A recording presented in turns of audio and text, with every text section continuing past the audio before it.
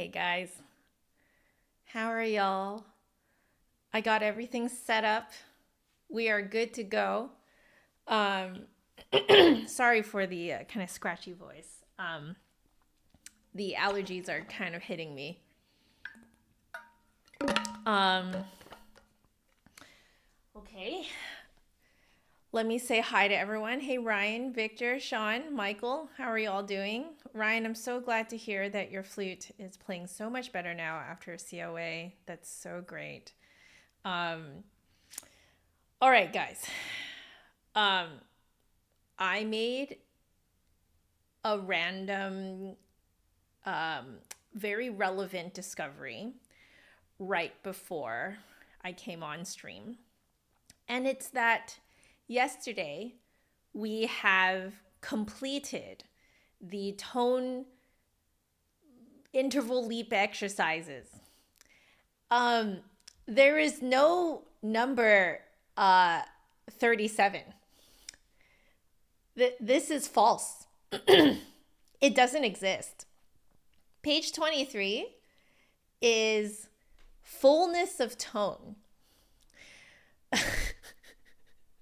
So in the fullness of tone, they're essentially dynamic exercises. So for my sake, because I tend to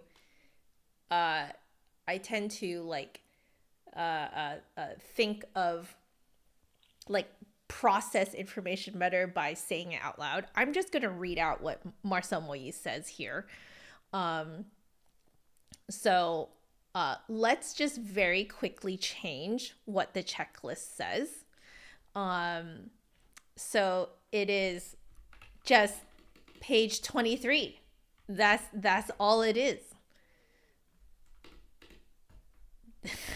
We'll put here. Okay, we'll put here fullness of tone dynamics. It's something like that. And I'm sorry that this is so there. Okay, that looks better. Okay, so sorry about that, guys. I clearly just wasn't even checking. I wasn't looking yesterday when I was kind of like rejiggering this. So let's read this out loud here. So let's see. Fullness of tone. The following manner of working up the fullness of tone has the advantage of permitting the pupil to go to the full extent of his possibilities of mouth work, since he is not restricted by lack of breath. It's the floofiest way of saying you can just, is basically like flexibility.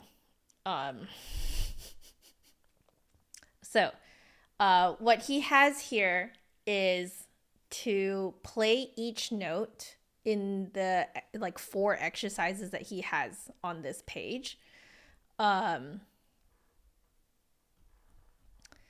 Okay, yeah. So these 4 exercises, he's getting you to play them 4 times. The first time is to go from pianissimo to piano. Second time is piano to mezzo forte, and then mezzo forte to forte, and then forte to fortissimo. So you're doing these very gradual dynamic changes. So we'll see here. As a note emitted pianissimo or fortissimo is likely to be a little low or a little high, prelude a little, control the pitch and quality of the note to be practiced in relation to the others, and start without forgetting completely to relax the muscles in proportion to the crescendo. Moyse, please. What does that even mean? One needs scarcely to keep up a slight pressure of the lips to guide the column of air with suppleness. Okay. Note emitted is likely to be a little low or a little high. I think he's just telling us to stay relaxed. Attack pianissimo. Increase slowly without jarring. Take care the tone does not change. Take a big breath, then repeat the tone with the same force and the same coloring as it was left, and so on. But above all, remember to play with fullness, for true strength does not lie in the character of the flute. So he's saying, it's you, not the flute. Okay. So just be very subtle. Don't force it. Okay. The contrary operation can be made, but I have always avoided doing it as I found it harmful for the lips.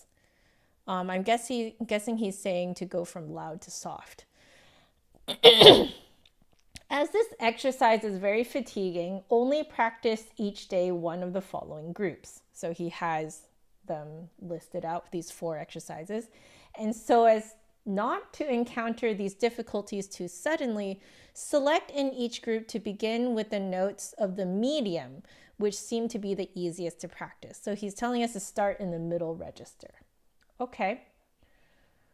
Okay. Did you guys get any of that?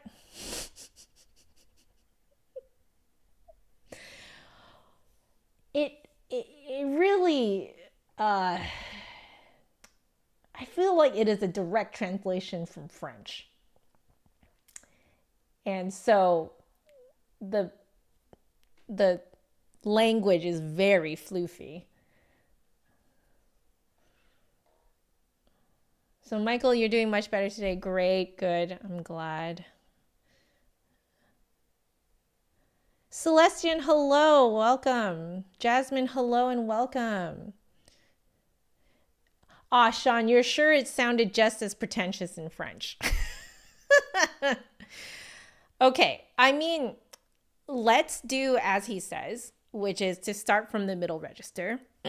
So maybe what I can do is break this up into registers, and we'll keep it very, keep this exercise very short. We'll start with middle register. Maybe we'll do middle register and low register today.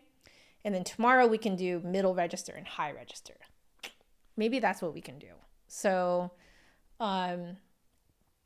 let's do, just going to change this. So we'll put here middle, and low reg. Let's do that. Yeah, let's do that. Middle and low reg is what we'll do. But first off, we need to start with harmonics just to get everything going. Okay. Wonderful. Awesome. That's great, Michael. I'm really glad. What a great event.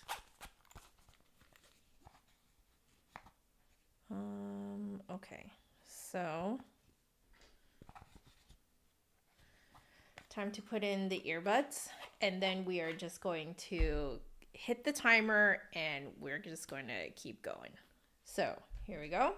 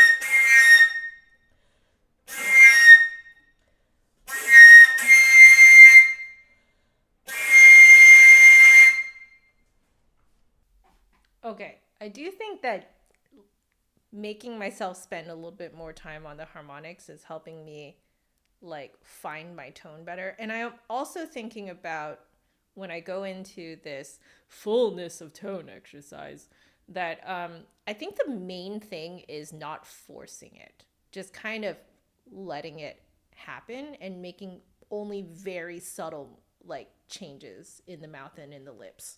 So, okay.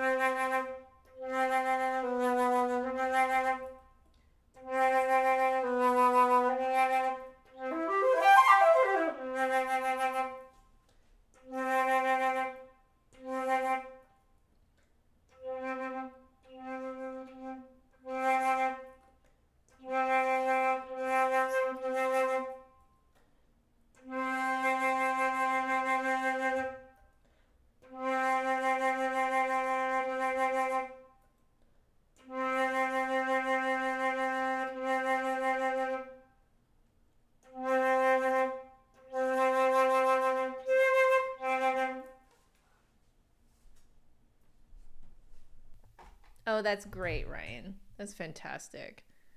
Okay, let's go into this fullness of tone exercise.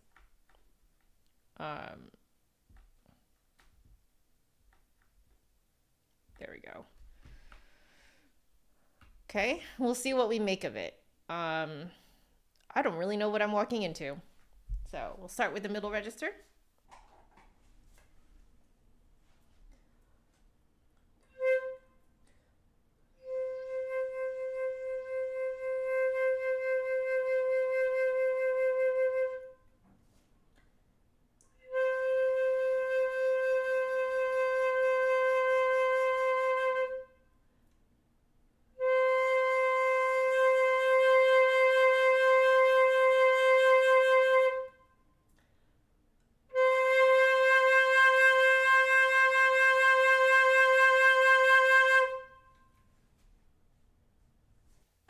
Yeah, the movements are very subtle. So you have to think of your entire airstream just going from very, very thin to gradually growing. So I'm thinking like I'm pretending I'm blowing through like a coffee stirring straw, and then I'm increasing it very slightly from that. And then from that, I increase to about a regular drinking straw. Then regular drinking straw, I make it so that it's a little bit bigger, so like a milkshake straw, and then from a milkshake straw, I make it even bigger up until like a bubble tea straw. So that's what I'm imagining inside the mouth. We'll try the next note.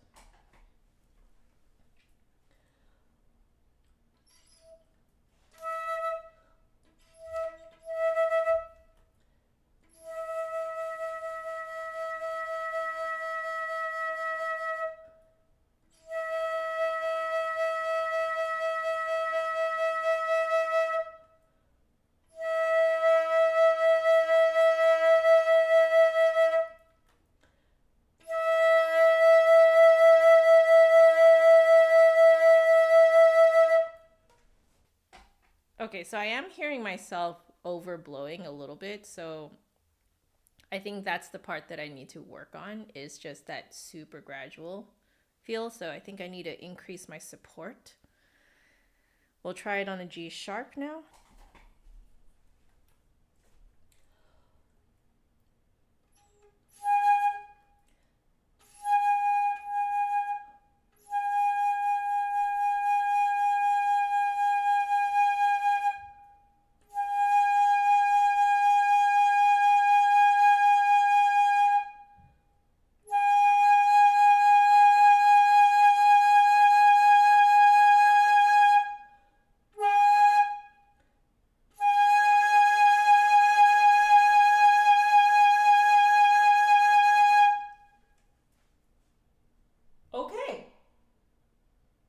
We're now going to do low register.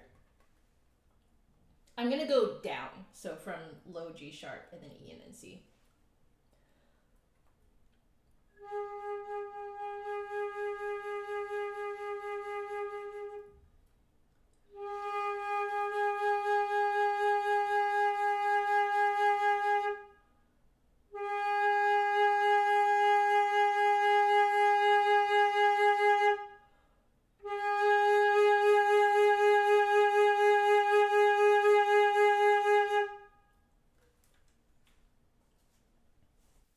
So yeah, you have to be very careful not to overblow, especially in the lowest register. Like you almost feel like you're just supporting and just kind of like opening up your mouth.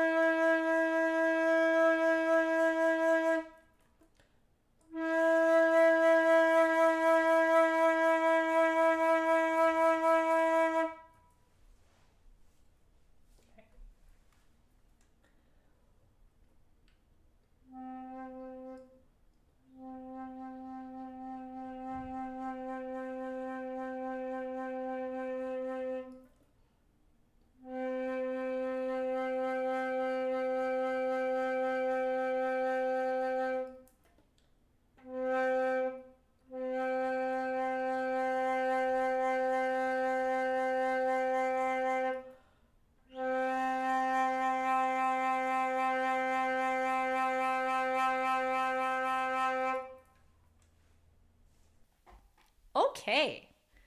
I do think that is going to help a lot. There's only 4 exercises. Right now, we're sort of splitting them up between 2 days, but with how much time I have left, I think I kind of want to just try the high register ones too. So let's change that. Essentially, I'm just doing exercise 1.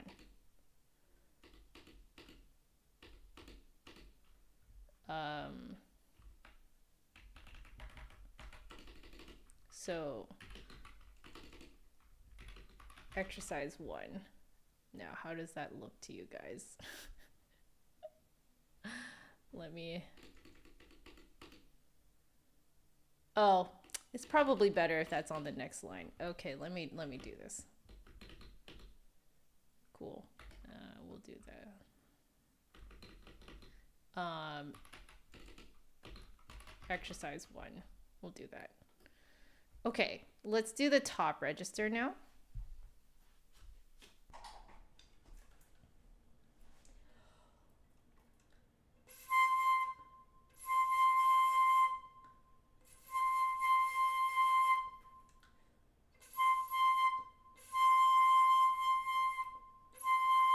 I'm trying to find it.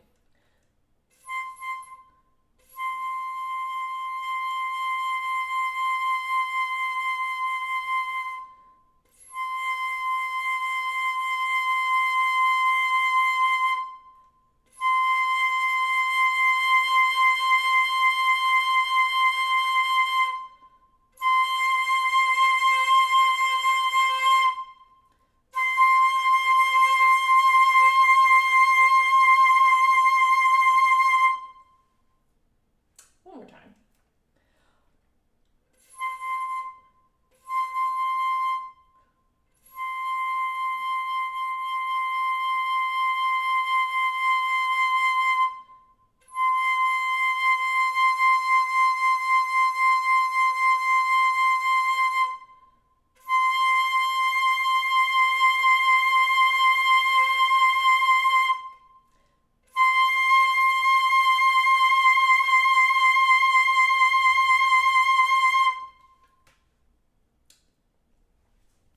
That will be worked on in the coming weeks.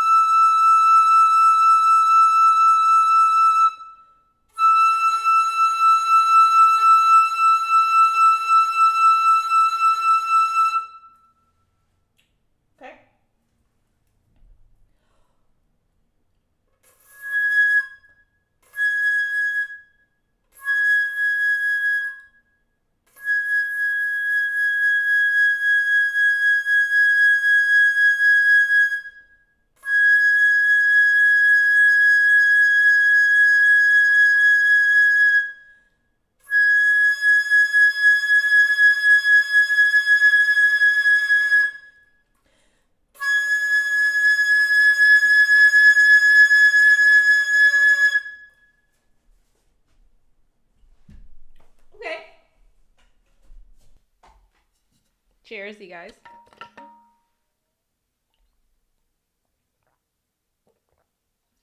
I'm gonna have to think about that. I do want that top note to be less squeezed, but we'll just think about it for the next little while.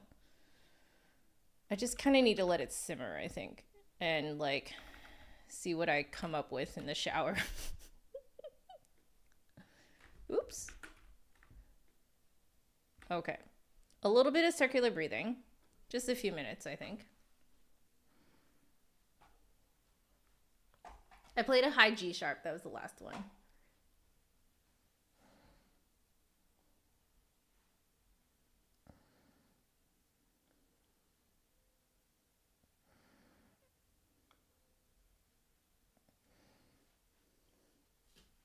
Okay.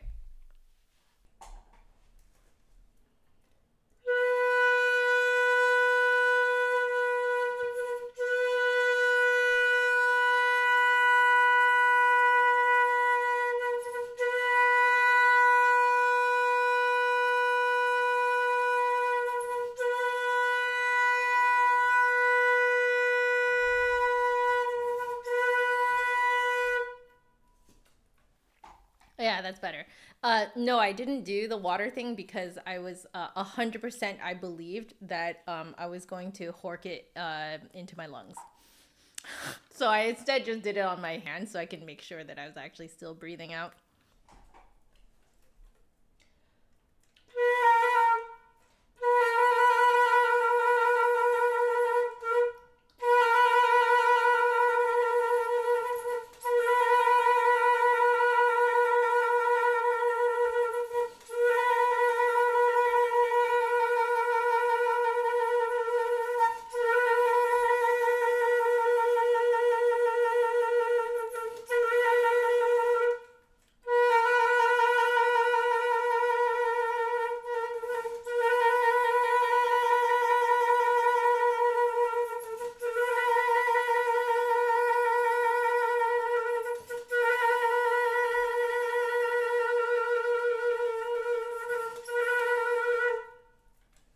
Okay, I still have to kind of convince myself to do it, but it's getting better.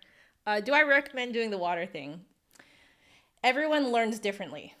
So if you want to try it, try it. Yeah.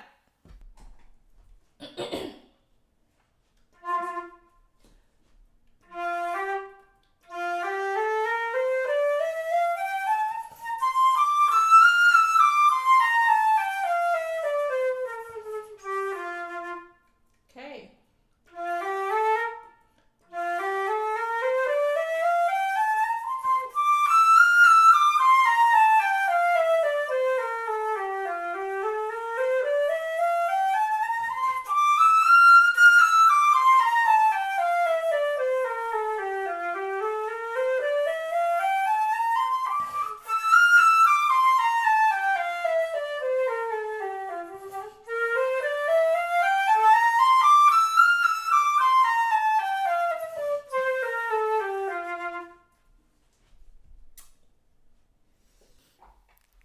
It's okay. I'm gonna leave that. Let's do Moyse. Oh, actually, what am I doing? Let me make that thin again. There we go. Okay, so let's do number 374 in the Moyse. 480 exercises. So 374, right?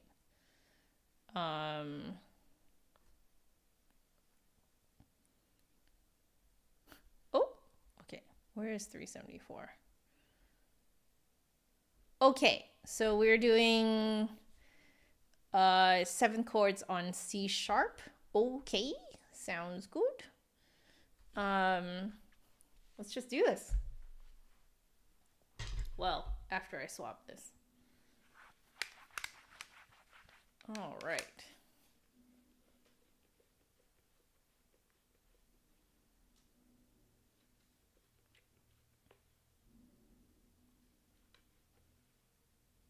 Okay, here we go.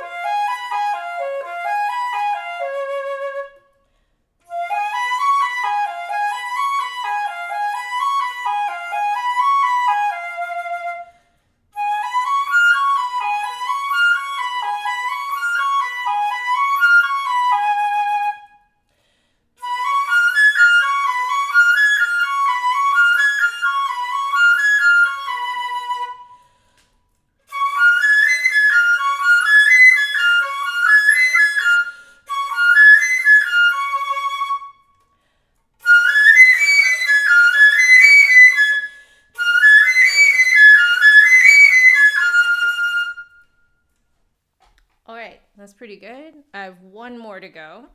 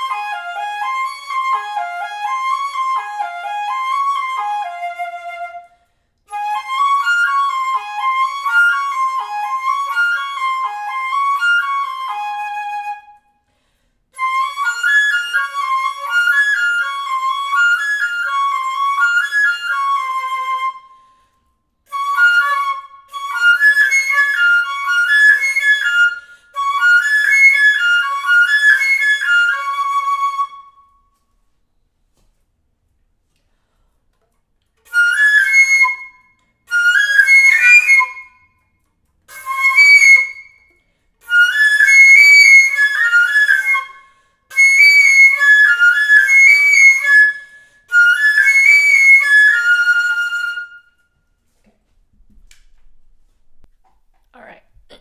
That felt pretty good. Nathan, thank you so much. Appreciate it. Chi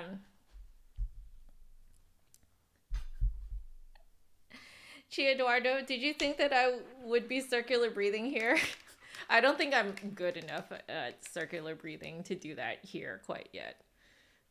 Okay, that's feeling pretty good.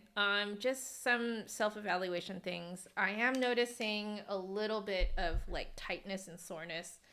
Weirdly, like not where it used to be, but like kind of lower down here. So I need to investigate that a little bit.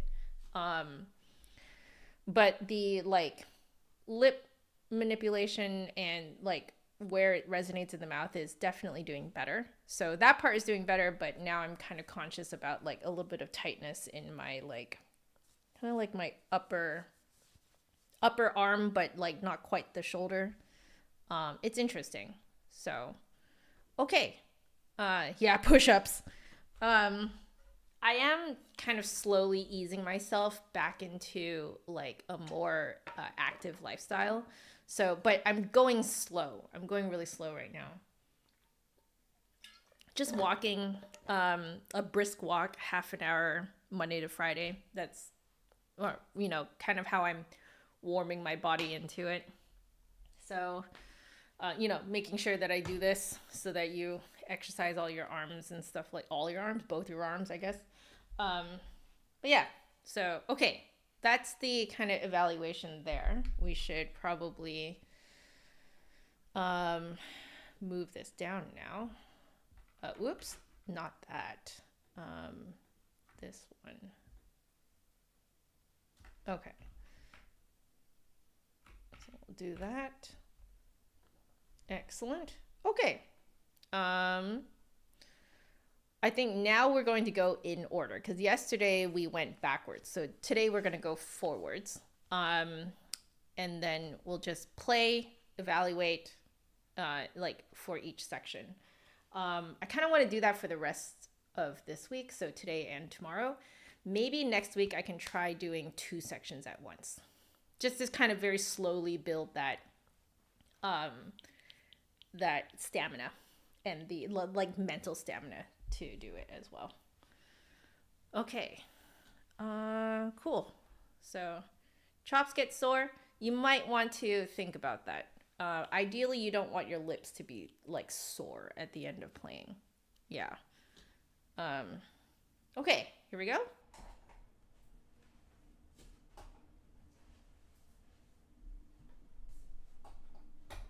Cool. There we go.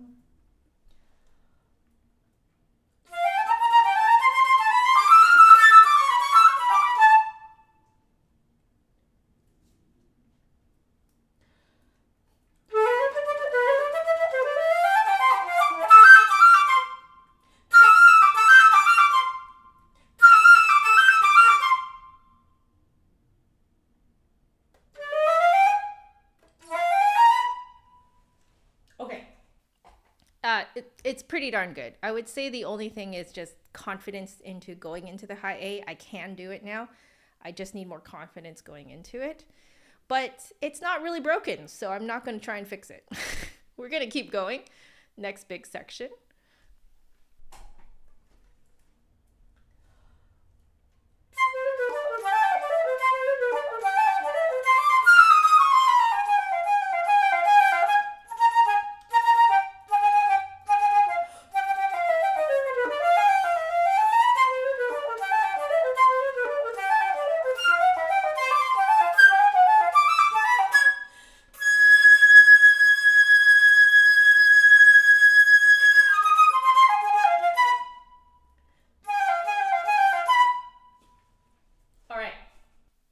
Much better than before. Still not the most confident in the like middle register business, but I just need to not rush them and then I'll be fine. Also not really broken, so I'm also not really going to fix that. We're going to keep going.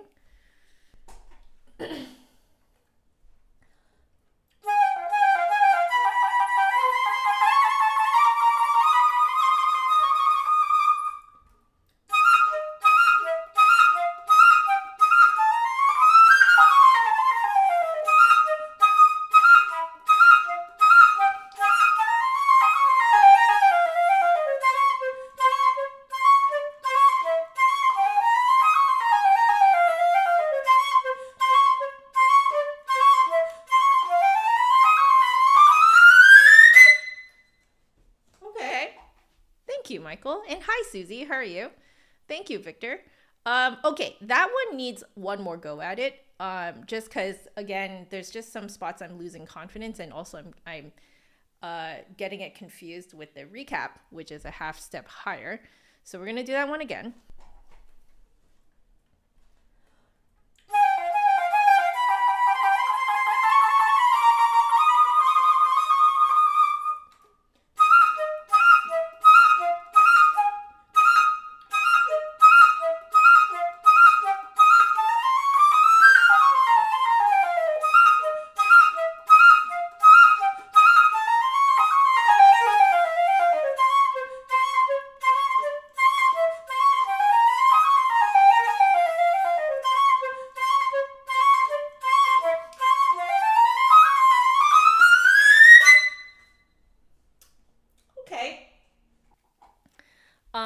Definitely some weird business with the E flat going to the G. So I'm going to just iron that out.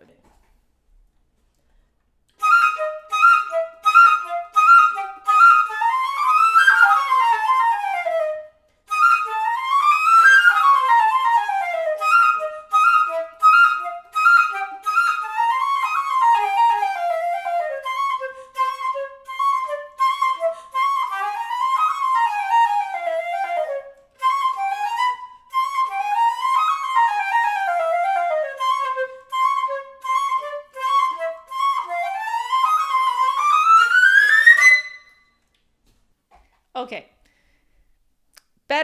it's better ironed out, as in like I'm actually thinking of this correct section and not the recap version. So it's already better than it has been in the previous days, so we will take it. We'll take that improvement and keep riding that improvement. You know, Rome was not built in a day, so just keep that in mind for yourselves too when you guys are practicing, that like when you do stuff like this, you'll be able to hear improvement, and you just need to trust the process. Yeah. Oh, see you later, Ryan. So Victor, I think you've asked for a for the camera to be pointed at my fingers. At this moment in time, I don't have the rig to do it.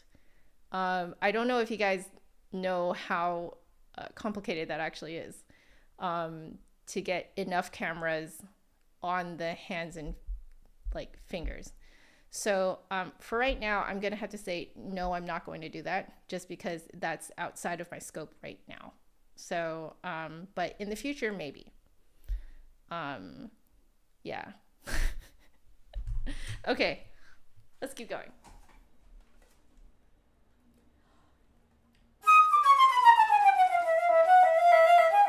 Oh, missed one.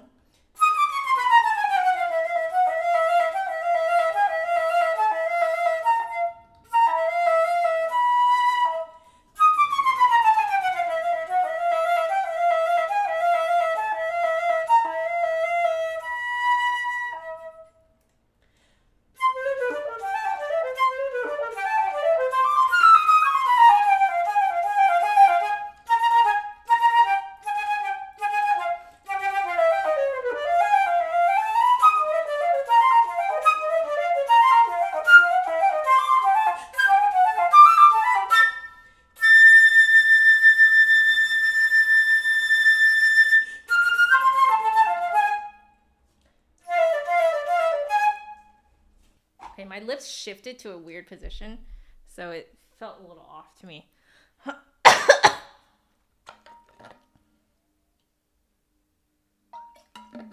So Chi Eduardo, I'm going to guess it's the part that has a lot of going over the break in the badinnery. So you just got to make sure that you're holding the flute in such a way that you can make those motions. Make sure you're holding the weight of the flute with your right thumb and also the side of your left hand. So that might mean that you might have to kind of like rotate the flute outward a little bit, which means that you might need to turn in the head joint a bit. You'll have to do a little bit of experimentation. But yeah.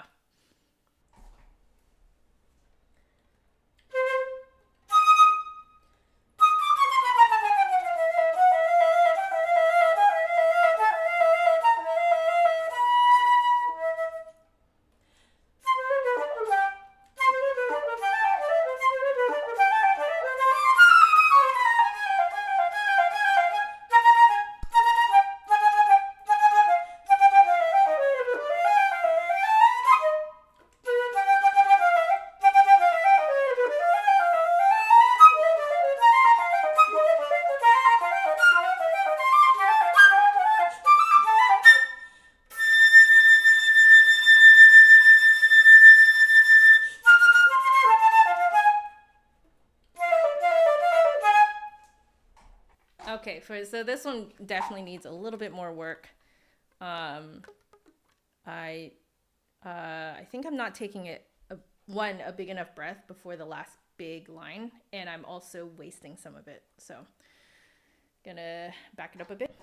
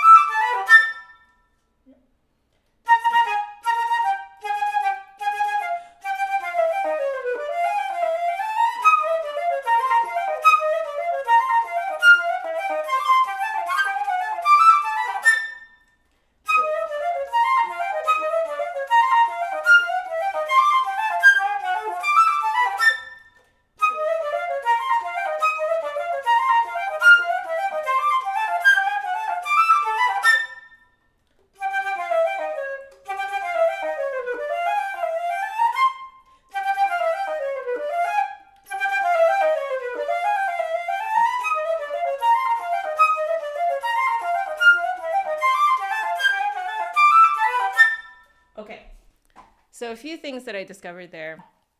I'm wasting my air. I'm way overblowing the middle register notes, like way overblowing them. So if I conserve my air there, I can make it through very comfortably. So I think that's just something I need to remember. And yeah, I need to keep my hands and my fingers, my posture really relaxed here because it's the only way to go fast enough. Okay, that's all I feel I can give for that part. So we're going to move forward. Eduardo, thank you so much for being so like understanding. Yeah. So I'm gonna keep going. Let's see. Here we go.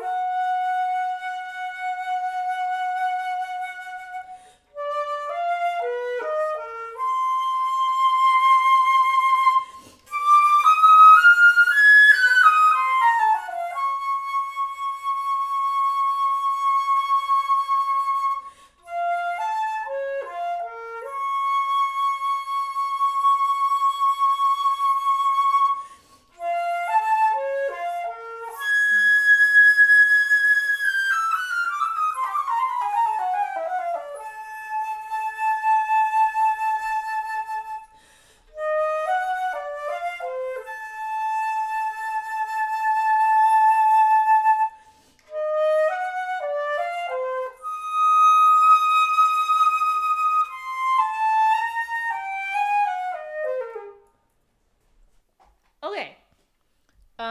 Some thoughts as I was going through that. The B flat lever definitely worked in that one section. I'm not the most confident in it still. I think my suppleness, the like fullness of tone exercises that we just started is going to be a godsend for this section. I still feel like I'm squeezing a little bit. I need to support a little bit more, let the notes kind of relax a little bit into like where it wants to resonate inside of the mouth.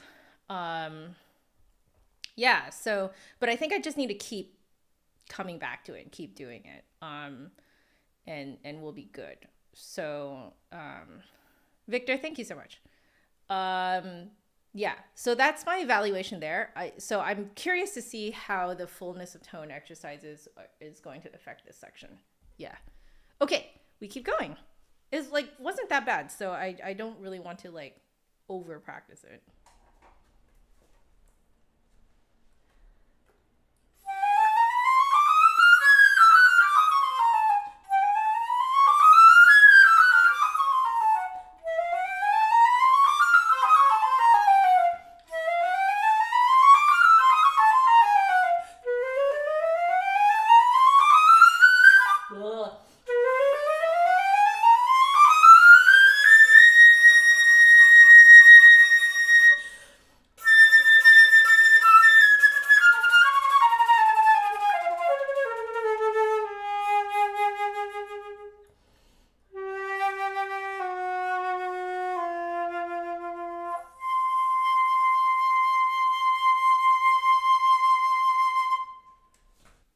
Okay, I got distracted because I think I just figured out that I need to not pull my arm so far to the right. So that means that I need to bring my arms without moving my torso. I would have to rotate my arms out to my left a bit.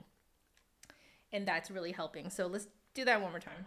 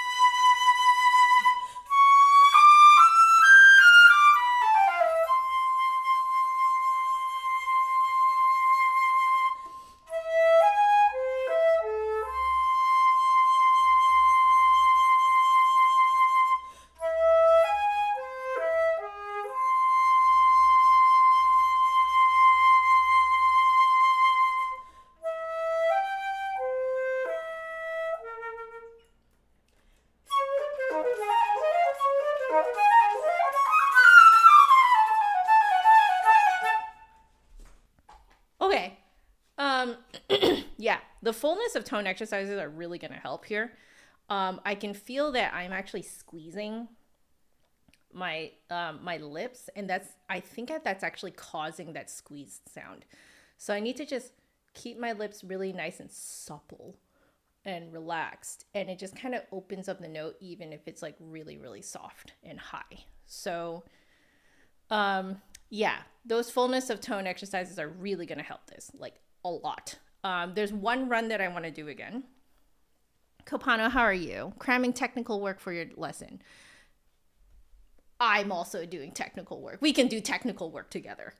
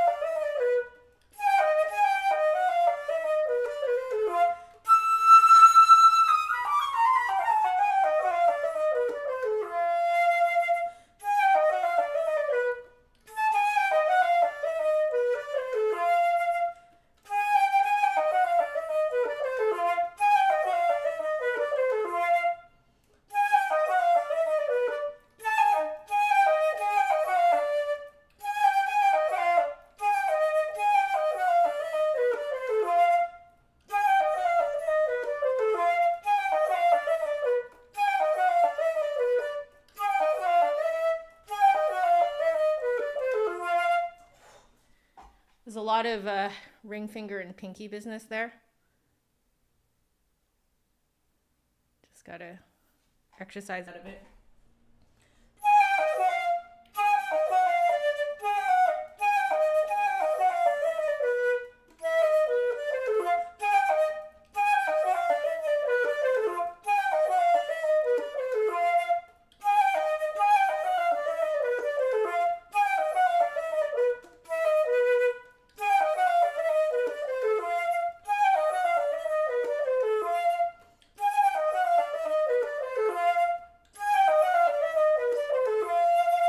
Okay, I figured it out.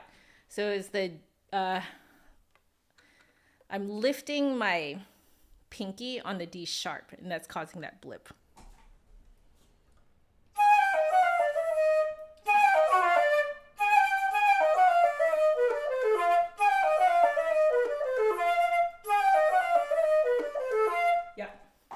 Yep. Okay, I figured it out. That's all I wanted to do. We move on. Keep going.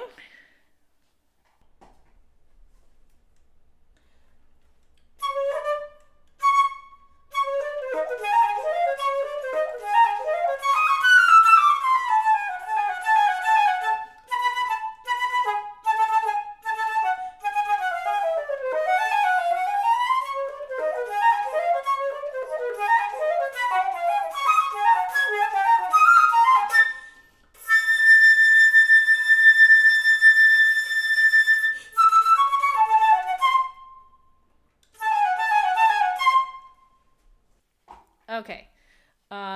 So I'm having a bit of pinky issues. It's really wanting to lock today. So that's making it a little bit difficult to do all of this stuff.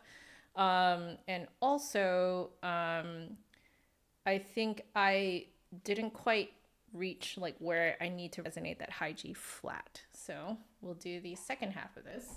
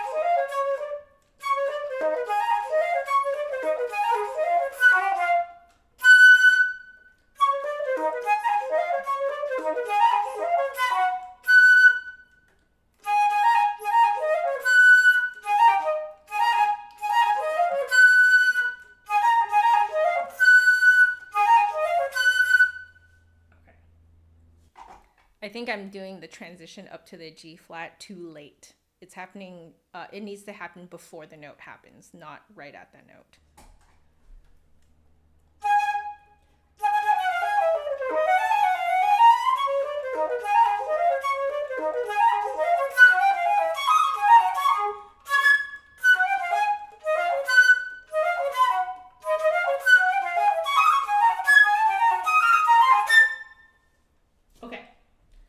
Understand what needs to happen there, but I can feel that it's not going to happen today.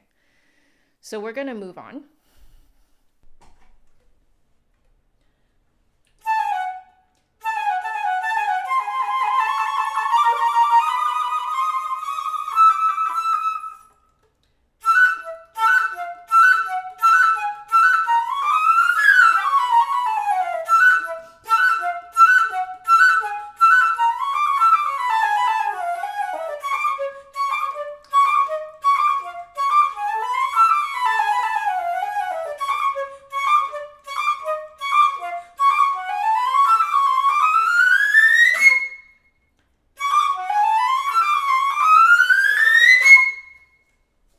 Yeah, lips are tightening right now.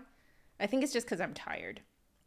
But when I release them, the tone is great now. So you guys can probably tell I'm a lot more confident in this section just because we've been practicing it so much in the last few months.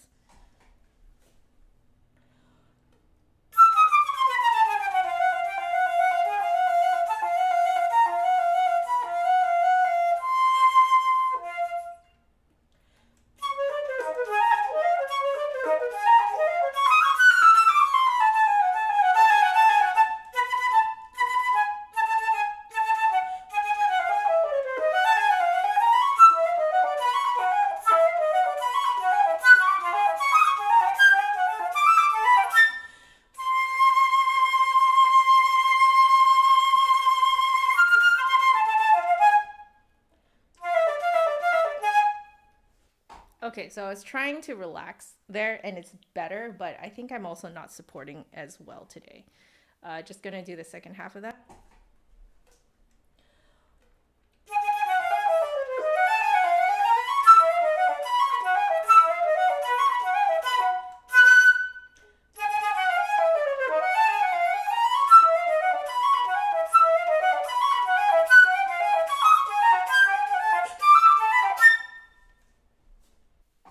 I think that's the best that I can do today.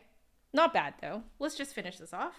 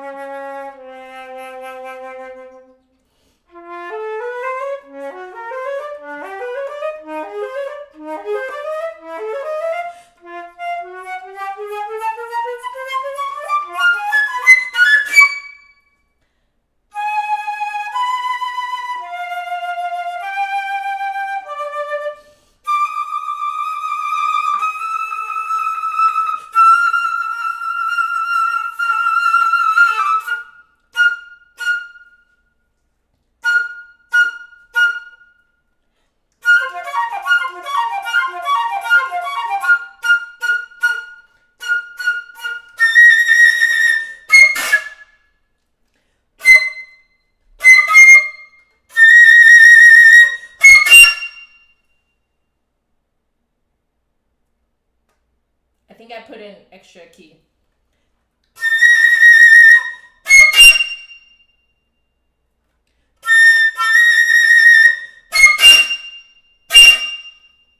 Okay. Yeah. Yeah, definitely lips want to be tight, and that's getting very distracting to try and keep relaxing it. In general, though, I think most of this is here.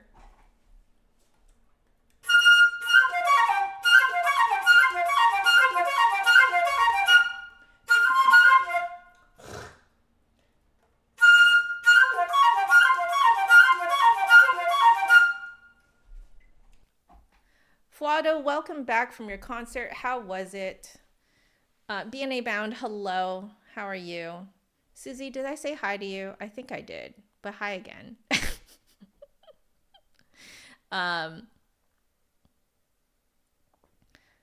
All right, let me, okay, I'm like clicking on all the crazy things. Yeah, it went well. Good, excellent. What'd you play at your concert? Okay, we're moving on to Genshin Impact just for the last 3 minutes. But man, I can feel I'm quite tired. I think it's just, I am just tired in general. So, okay. The last 3 minutes, let's do a little bit. Again, I think I'm more interested in the end.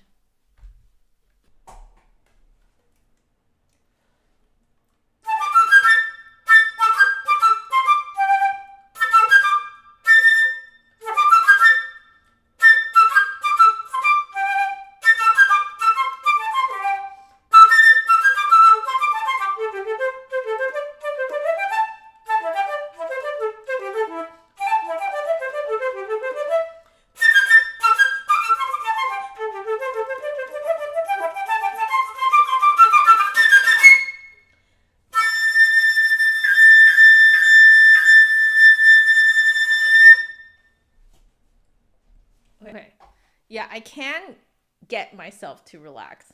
But there's also, I think when I relax, I compensate by pushing too hard, which is an interesting concept. I want to try the end again.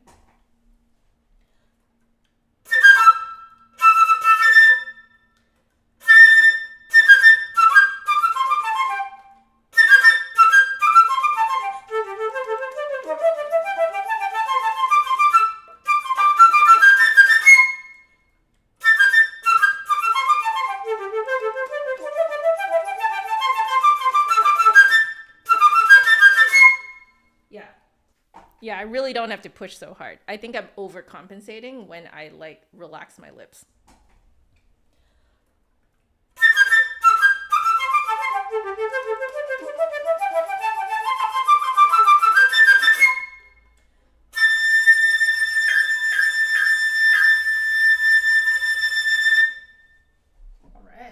All right, yeah. Just have to keep those lips nice and relaxed and not overcompensate.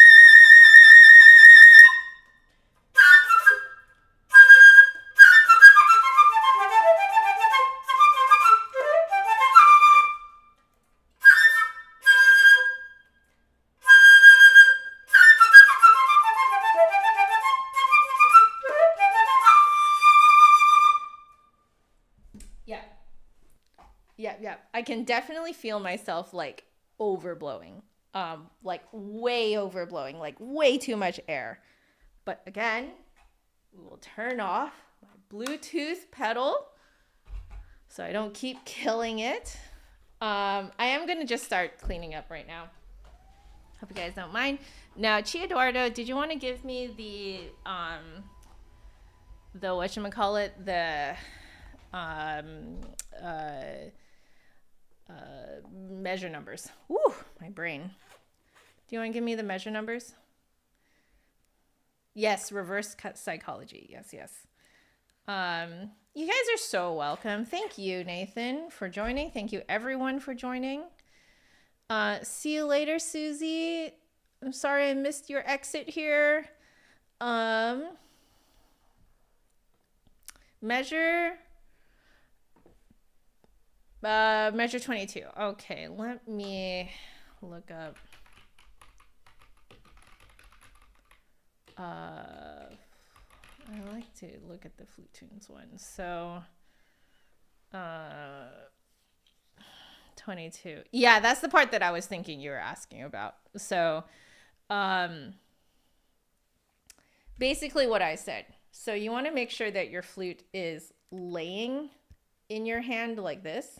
So it is actually a little bit better if the flute is very slightly tilted outwards.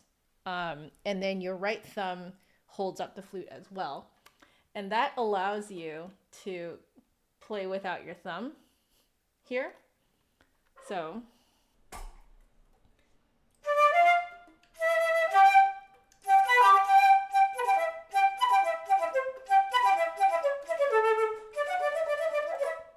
also, if you're going fast enough, you can just keep your pinky off. That's the other thing too. So between E and D, you can keep your pinky off if you're going fast enough.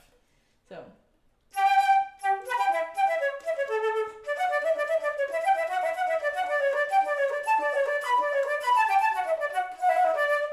Yeah, so I think some people will insist that you do the E to D change like this.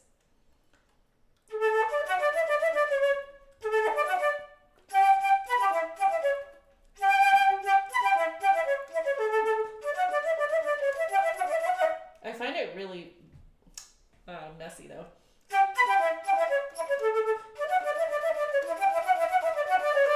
Like I did it, as you could tell, but it's not very reliable.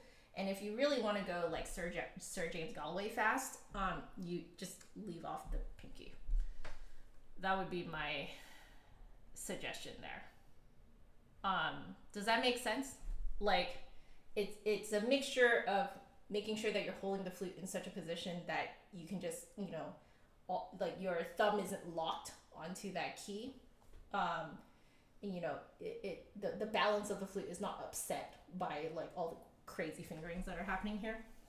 Yeah, that would be my like kind of gut reaction, whatchamacallit, like advice there.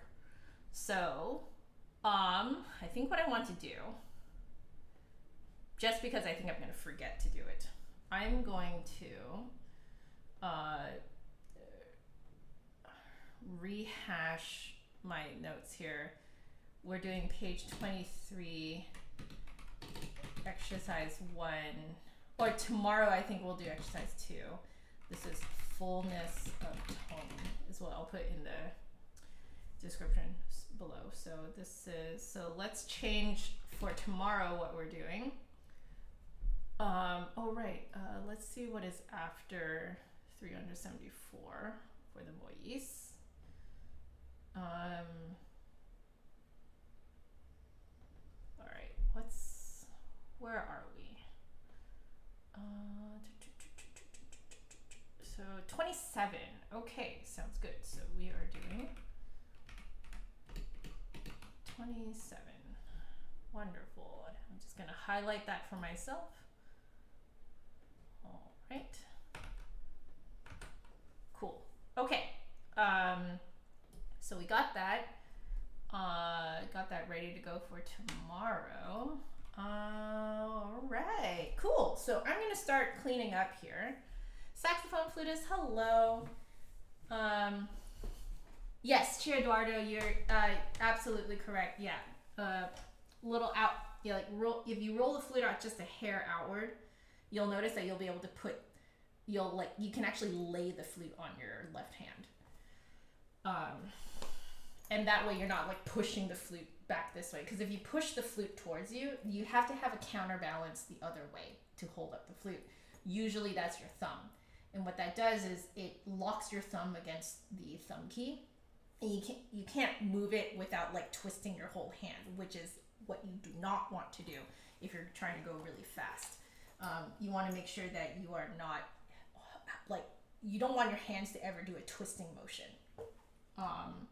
Because if you do, it'll slow you down a lot, plus it will give you wrist problems.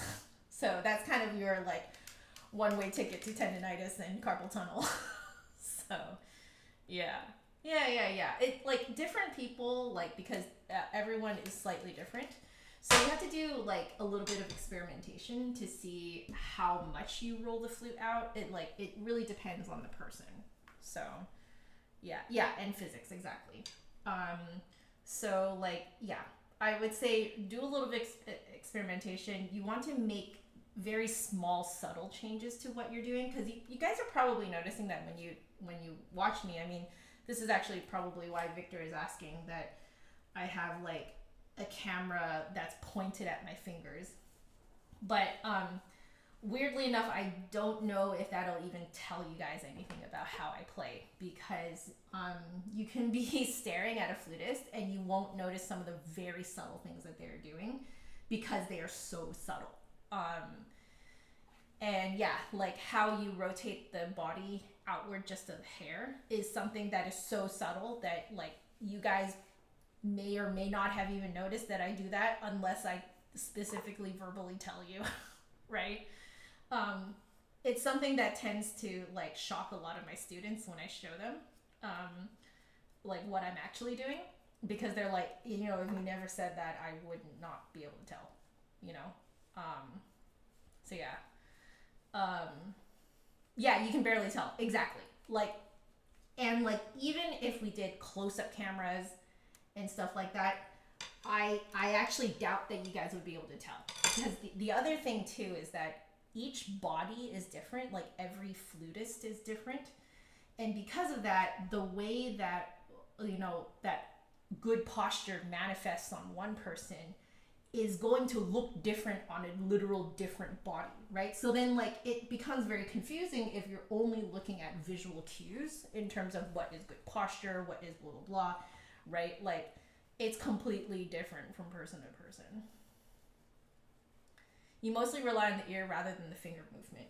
Yeah. So like when you're, you know, we're the technical squad today, right? So when you're working on the technique stuff, on the technical aspects, what I personally find is that you'll reap the most benefits from looking into your posture. Your posture is really what's going to like dictate your physical ceiling in terms of how fast you can go, how smoothly you can go, you know, like how evenly you can play. If your posture is not right for you and for your flute, because different flutes have slightly different weights, have very slightly different like sizes to like the open holes and the keys and stuff like that. Even like the distance between the keys can be just very just like slightly, very slightly like unable to be discerned by the naked eye, like, but very tiny differences between flutes can actually dictate how you hold that flute. So yeah, it's all fun. Like when I try flutes for you guys, I don't even know if you guys can tell. You guys probably can't even tell. But I actually very slightly change my posture for each one, depending on the weight, the distance of the keys from each other, the size of the open holes, you know, everything. Everything matters. Everything makes a difference. Isn't that wild? You're so welcome, Michael. How sweet. We are very happy to support you here.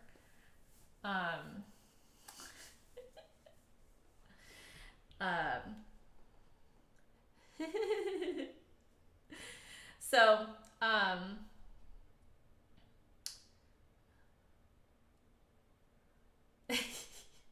yeah.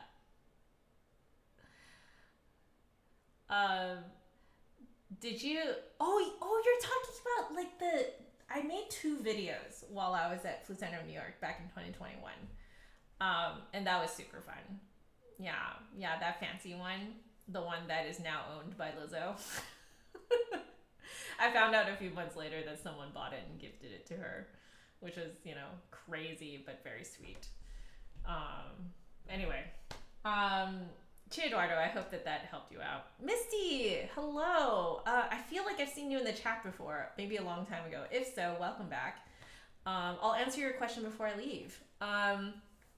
Is there a book or online resource that informs one about all these small technicalities that help in flute playing? I'm gonna be real with you. If there is, I don't know it. All of my knowledge has been built from hands-on, on-the-job learning, you know, working with students, working with differently built students, working with myself, basically always asking myself why and how. Yeah, so if there is a book about all these tiny little things, I would also like to know. But a lot of instructional books, method books for the flute, kind of just sort of tell you do it this way, and then that's it. Trevor Y tends to have a lot more opinions about what he thinks is works and stuff like that. So if you look up some of the Trevor Y books, he has some interesting things to say.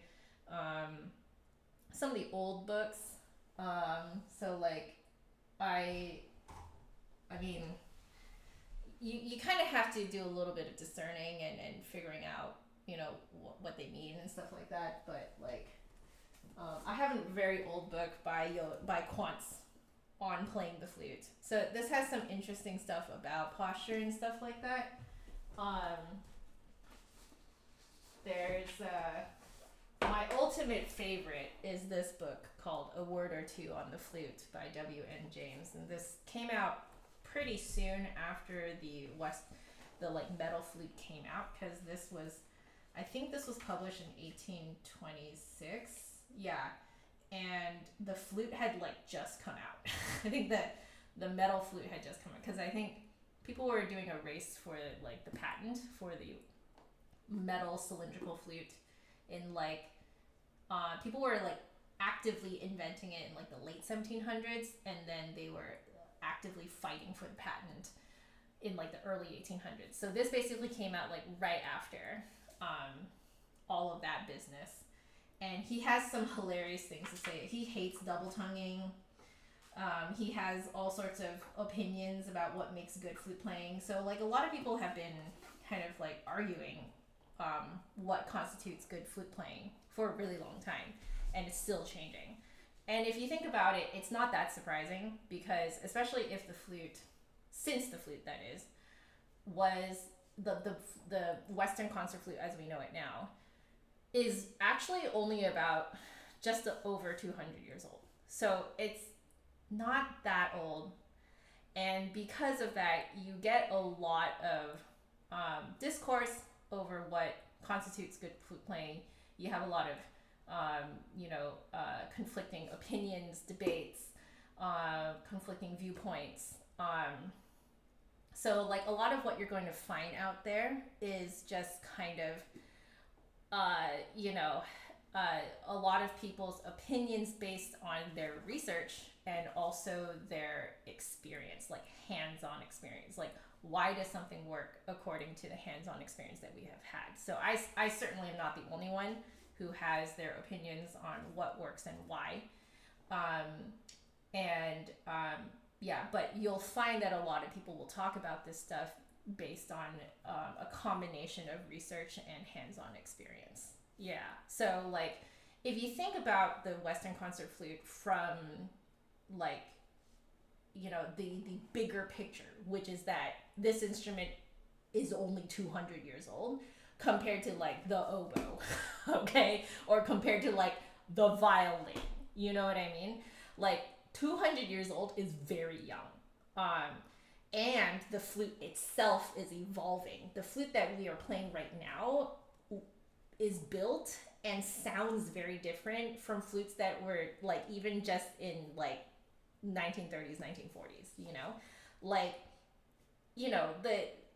the way composers write music for the Western concert flute is changing actively, very quickly, even as we speak. So like what constitutes good flute playing is kind of always up for debate. Yeah. So you're so welcome, Misty. You've really tapped into the nerd in me. But yeah, so you want to like start reading up on what a lot of people say. The names that I just gave you are just a few, but there's a lot out there. You can just read up on what people say, see what are the similarities, what are the differences. And usually from that, you can get a feel of what is the common denominator amongst all of them, that type of thing. You're welcome, Misty. And I'm glad you love it. I'm glad you're loving this very nerdy conversation as much as I am. Pokemon evolution of the flute. Exactly, Chiedardo. Yes. So like the flute has gone through, is one of the oldest instruments in the world, but the Western concert flute, as we know, is only 200 years old. So like, there's a lot of thoughts. There are a lot of thoughts out there in terms of what makes good flute playing. So how many flute books do I have up there? Not many. 1, 2, 3, 4, like 5 that I've kept. The other ones are like music theory. And I have, for a time, I was actually collecting children's music books. So I'll show you guys before I go.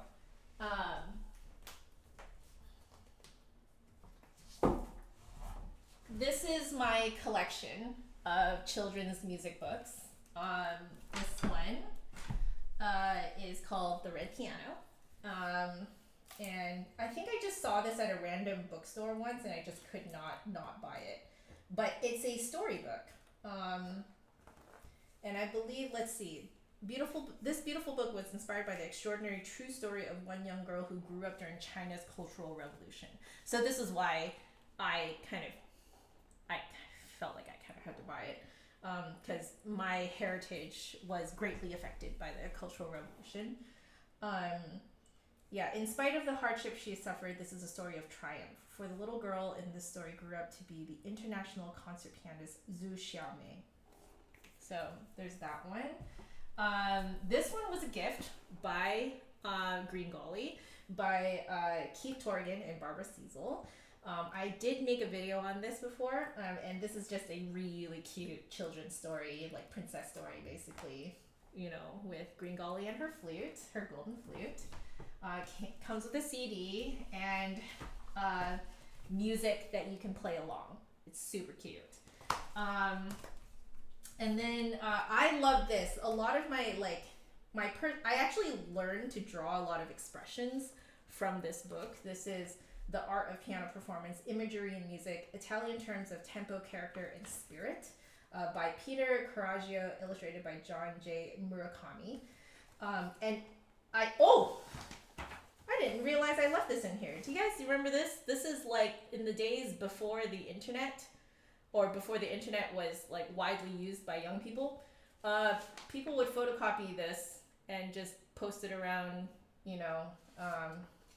post it around music schools, because we literally did hard copy memes at the time. If that gives you an idea of how old I am. These are hard copy music memes. Fairies, Air, and Death Waltz, and Prelude and Last Hope in C and C sharp minor. You can find these online right now.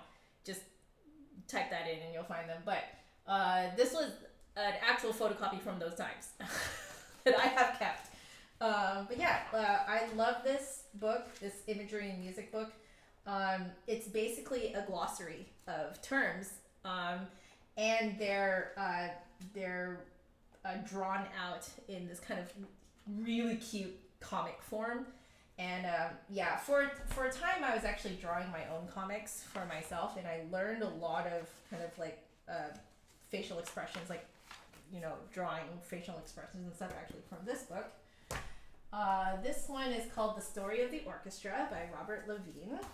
I hope I'm saying his name right, but it just goes through a little bit of like composers, a little bit of music history on the different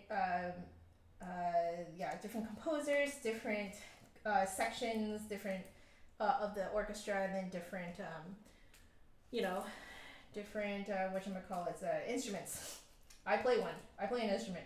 I should know what that is. But like it's just really cool, and like I could see myself, like if I was a little girl and I saw this at someone's house or something, I would absolutely be entranced by this. It comes with a CD too. And then there's this one, Children's Book of Music, An Introduction to the World's Most Amazing Music and Its Creators. Also has a CD. I think these days there's probably some sort of like, these books probably come with some sort of like downloadable thing or whatever, MP3s that you can just grab off of their site. But like, this is another type of book that I would have absolutely been entranced by as a kid. Goes through essentially this is music history for kids. Lots of pictures, lots of like definitions and stuff like that, and like it's just super cool. Like even ancient world music. How cool is that? So this is my little collection of kids books for music and stuff like that. And like I actually for a time I stopped collecting because I was moving around a lot.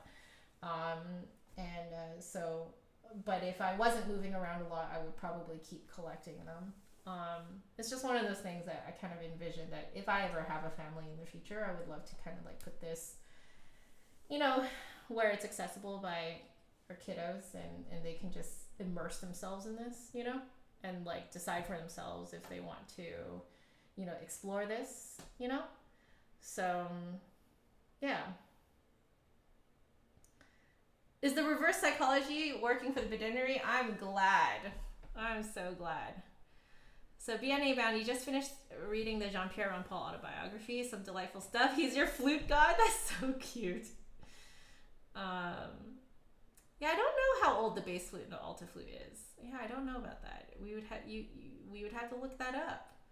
Yeah, we would definitely have to look that up. So Chiodardo, you want to collect method books and studies, not just collect but use them. Yeah, same here. I do too, actually. It's been sort of a series that I've been wanting to do in the future. It's just right now, I think I don't really have the mental bandwidth to do it. But yeah, guys, like I love this stuff. Like it's so funny. I think this takes up, I want to say, a quarter of my music books here. Let me just put that back. Oh.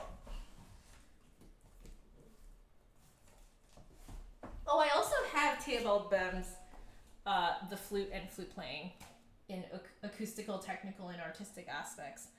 Theobald Bem is the dude who won the patent for the Western concert flute as we know it. So that's why I believe what happened was that I probably hoarded this book from my university's library for the 4 years that I was in school at that time. Then I had to, I think, return it. And then I think I found this like at a secondhand store or something like that. You know, something like that. I don't exactly recall how I acquired this, but yeah. As you can tell, it's still fairly new. But it definitely has old book smell, which I kind of love. But, you know, if you want to learn a little bit more about, like, kind of the origins of the flute that we have now, this is probably a good book to get. So, there we go. That's what we got up there.